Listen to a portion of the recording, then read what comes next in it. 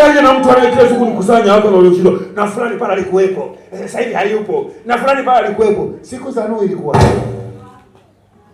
Siku za Nuhu ilikuwa hawakuwepo. Walisema hivi hamna lolote Nuhu huyu. Kwanza mzee kachanganyikiwa. Kama sasa kina Kigoma. Kwanza huyo mimi wananiita mkali sana. Wakali sana hawa. Wakali sana hawa. Mimi ninanyoosha maelezo hivi.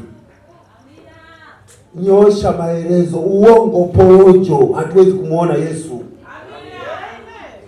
Kwani hata mkeo ndani ya nyumba ukiwa unamdanganya, wiki lijalo wewe waksi, wiki lijalo kuna kitenge, mwezi ujao tutalima hivi, mwaka unaisha, anashangaa kiti hakuna, wala nguo hakuna.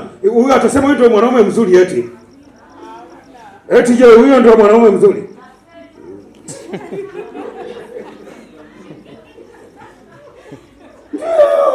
Jamani, lazima tuwe serious hivi. Sasa unaweza ukaniona mimi nakaa na mama mchungaji, sasa hivi tunazeeka, tuko vizuri, hakuna nguli wa ngumu kwa sababu ya Yesu. Akisema Kigoma kukali, bwana huyu mimi amenivumilia mimi. Na yeye mfupi, mimi na futi 5 nimemvumilia. Haleluya.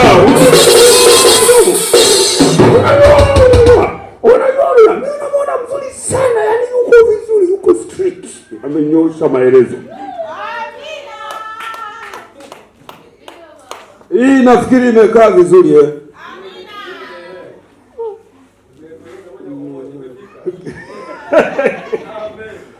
na wewe kikoti sawa kabisa.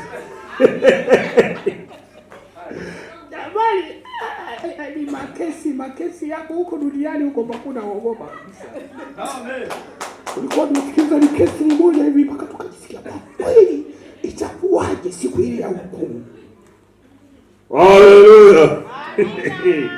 Nafikiri hili limekaa vizuri wewe mweka hela hiyo wewe tuwekee vizuri. Baada hii tunaichukua tunaenda kuchukua simu.